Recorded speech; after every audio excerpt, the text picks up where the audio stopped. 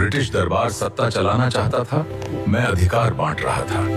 शायद इसलिए लोग आज भी मुझे सम्मान से याद करते हैं। 1882 में मैंने स्थानीय स्वशासन शुरू किया। पहली बार भारत को अपने नगर, अपने फैसले खुद करने का अधिकार मिला। 1883 में कहा, कानून सबके लिए बराबर है। अगर अंग्रेज मुकदमा चला सकते हैं तो भारतीय जज क्यों नहीं। मैंने प्रेस पर लगी रोकें कम की। सरकार पर सवाल कमजोरी नहीं, लोकतंत्र की सबसे बड़ी ताकत है। मैंने भारतीय शिक्षा का दायरा बढ़ाया।